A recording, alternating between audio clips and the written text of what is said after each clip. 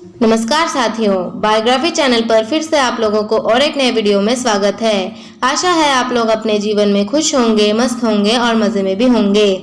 हमने आज फिर बॉलीवुड के बैकग्राउंड से जुड़ी हुई और एक नए किस्से से आप सभी को रूबरू कराने वाले हैं। बॉलीवुड के बैकग्राउंड में अनगिनत किस्से कहानियां छुपी हुई होती हैं जो कि आम जनों तक नहीं पहुंच पाते हैं। हमारे चैनल पर हम कोशिश करते हैं उन्हीं किस्से कहानियों को आपके सामने लाने की।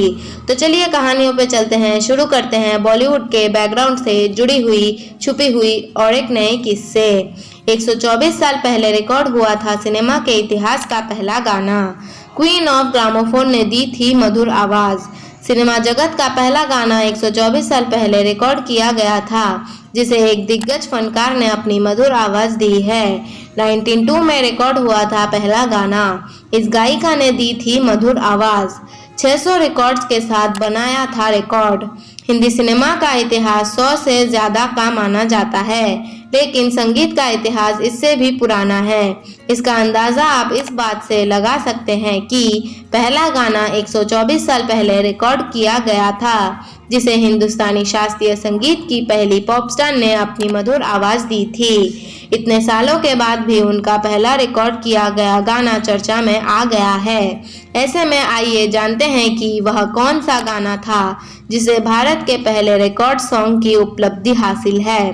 साथ ही वह कौन सी गायिका थी जिसने ग्रामोफोन पर इस गीत के लिए अपनी आवाज रिकॉर्ड की थी। भारत का पहला रिकॉर्ड हुआ गाना।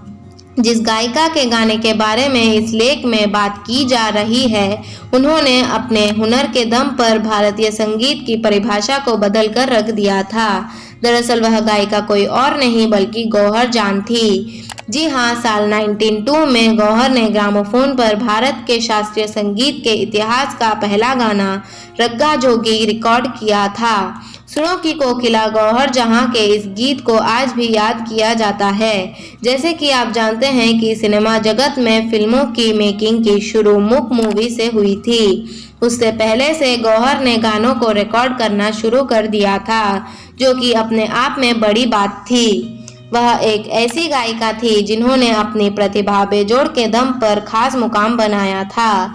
इसी वजह से उन्हें संगीत की दुनिया में क्वीन ऑफ ग्रामोफोन की उपाधि दी गई थी। इसके अलावा गौहर जहां दक्षिण एशिया की पहली पार्श्व गायिका रही, गानों के लिए जिनकी मधुर आवाज को ग्रामोफोन कंपनी ने रिकॉर्ड किया था। गौहर जान ने रचा था कीर्तिमान। गौहर जान का जन्म साल 1873 में आजमगढ़ में हुआ था।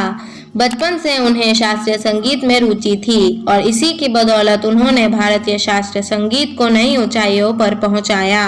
गौहर के नाम एक ऐसा अनोखा कीर्तिमान दर्ज है जिसे अब तक कोई नहीं तोड़ पाया है।